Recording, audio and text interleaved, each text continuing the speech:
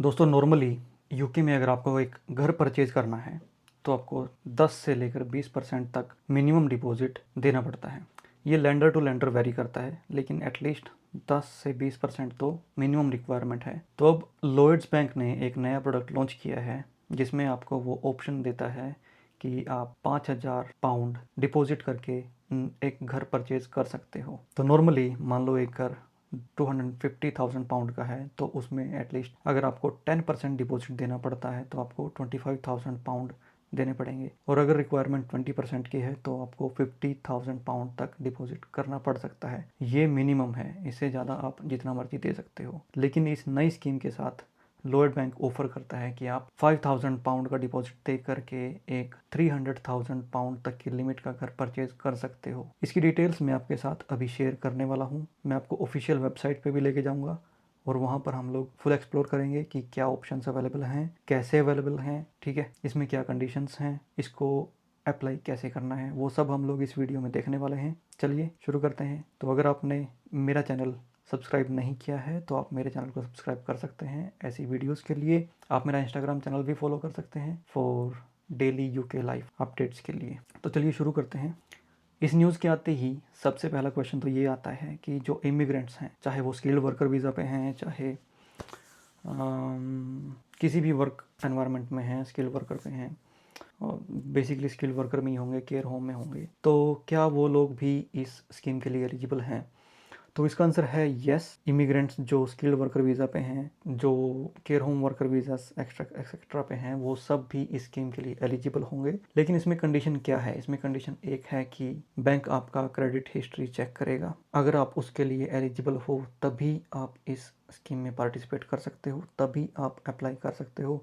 Otherwise अगर credit history, credit check weak हुआ तो आपकी एप्लीकेशन रिजेक्ट भी हो सकती है, ठीक है। यूके में ऑलरेडी बहुत सारे लोग जो स्किल्ड वर्कर वीज़ा पे हैं, जो इमिग्रेंट्स हैं, उन्होंने मॉर्टगेज पर घर ले रखे हैं। तो आप भी अगर अभी फर्स्ट टाइम होम परचेज करने का सोच रहे हैं तो आपके लिए ये एक अच्छा ऑप्शन हो सकता है। बैंक जो है वो आपकी सैलरी चेक कर सकता है, आपका वीज़ा स्टेटस चेक कर सकता है, आपकी जॉब कितनी स्टेबल है इसको भी चेक कर सकता है, और जैसे मैंने ऑलरेडी बताया वो आपकी क्रेडिट हिस्ट्री भी चेक करेगा। अब इसमें एक रिस्क फैक्टर भी आता है। अब मान लो आप एक 3 लाख पाउंड का घर परचेज करते हो और 5,000 पाउंड का डिपॉजिट देते हो, तो आपका लोन अमाउंट हुआ 295,000 पाउंड। इस केस में आपका जो टर्म जाएगा वो 40 ईयर्स तक चला जाएगा। अब इस केस में आपकी जो मंथली ईएमआई होगी वो बहुत ज़्यादा होने वाली है, ठीक है। अगर आप 40 ईयर्स का लोन लेते हो 250,000 पाउंड का, तो इसमें आपको इंटरेस्ट रेट भी मुझे लगता है कि वो फिक्स रहेगी, लेकिन आपको जो इंटरेस्ट पे करना पड़ेगा वो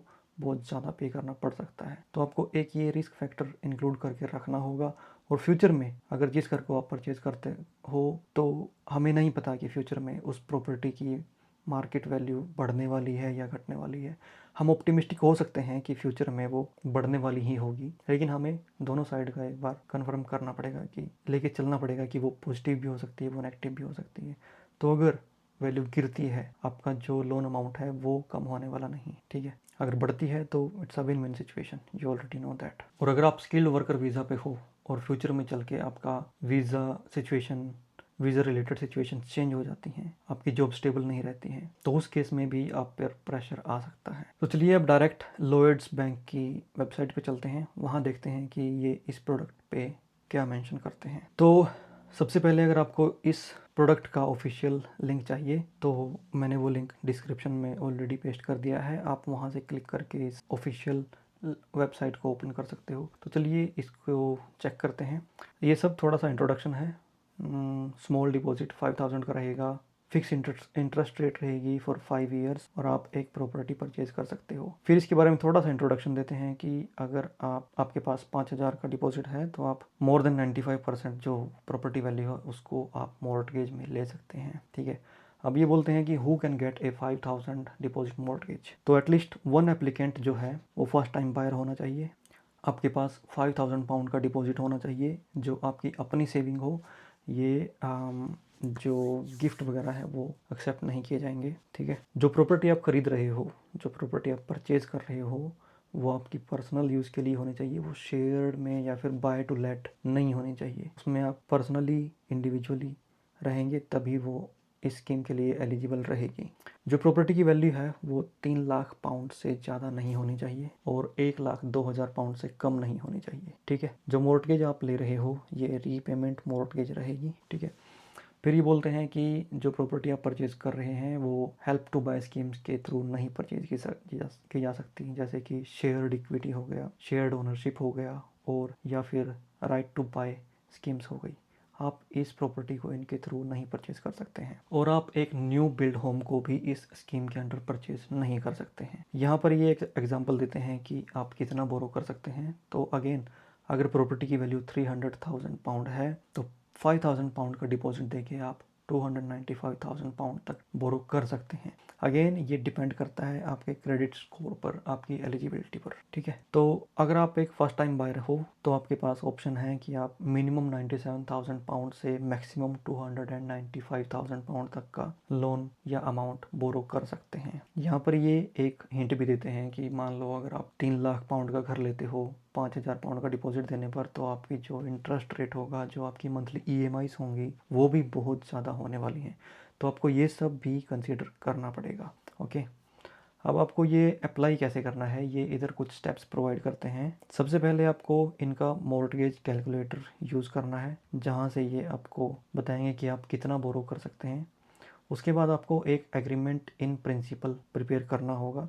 ठीक है, can help you understand how much you might be able to borrow. ये आपको हेल्प करेगा कि आप कितना बोरो कर सकते हैं, और फाइनल अमाउंट डिपेंड करता है आपकी फुल मॉर्टगेज एप्लीकेशन पर जब आप परचेज करने के लिए रेडी हो। ये सजेस्ट करते हैं कि एग्रीमेंट इन प्रिंसिपल जो है वो आप पहले ही प्रिपेयर कर लें। ठीक है, जब आप प्रॉपर्टी देखने जाएं तो एटलीस्ट आपके पास एक एग्रीमेंट इन प्रिंसिपल ऑलरेडी है। इससे आपको एक ऑफ़र देने में इजी हो जाएगा, और जो स्टेट एजेंट्स हैं वो भी आपको सबसे पहले आई थिंक AIP के लिए ही पूछेंगे कि क्या आपने अपनी एलिजिबिलिटी चेक करवा ली है। तो अगर आपने अपनी एलिजिबिलिटी चेक करवा ली है, नहीं करवाई है, तो आपको थोड़ा सा डिले हो सकता है। तो पहले आपको एक एग्रीमेंट इन प्रिंसिपल प्रिपेयर करवाना होगा। ठीक है, इसको भी आप, इसके लिंक भी मैं डिस्क्रिप्शन में दे दूंगा, आप वहाँ पे क्लिक करके इसको चेक कर सकते हो। फिर जैसे ही आपको पता चल गया कि आप कितने पैसे, कितने लोन के लिए एलिजिबल हो, आपने एक AIP प्रिपेयर कर लिया है, फिर आपको फ्रीडम है कि आप स्टेट एजेंट्स के पास जा सकते हैं, प्रॉपर्टी व्यूइंग कर सकते हैं, और आप वहाँ पर एक ऑफ़र पुट कर सकते हैं। मान लो एक घर लिस्टेड है 200,000 पाउंड का, और आप उस पर एक ऑफ़र देते हो, 200,000 पाउंड का दे सकते हो, 210,000 पाउंड का भी ऑफ़र दे सकते हो।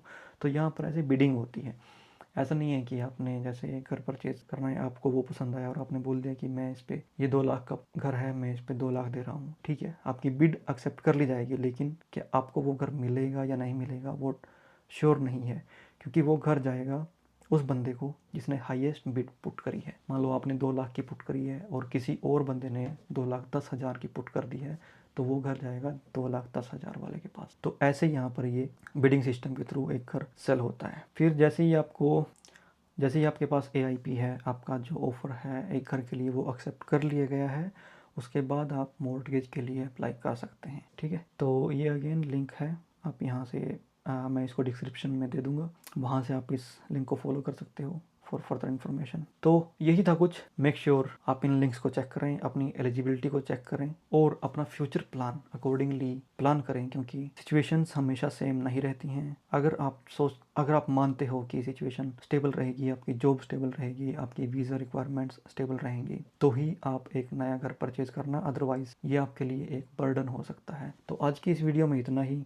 अगर आपने मुझे सब्सक्राइब नहीं किया है मेरे चैनल को, तो मेक श्योर आप मेरे चैनल को सब्सक्राइब कर लें, और अगर आपने मेरे इंस्टाग्राम चैनल को फॉलो नहीं किया है तो आप मेक श्योर उसे भी फॉलो कर सकते हैं, क्योंकि मैं वहाँ पर डेली UK लाइफस्टाइल की वीडियोस शॉर्ट फॉर्म में डालता रहता हूँ। मेरे यूट्यूब पर आप UK लाइफस्टाइल की इन्फॉर्मेटिव वीडियोस ऑलरेडी चेक कर सकते हैं, छोटे मोटे मैं व्लॉग्स भी बनाता हूँ। So that's me for today, see you next time, तब तक के लिए हैव अ गुड वन।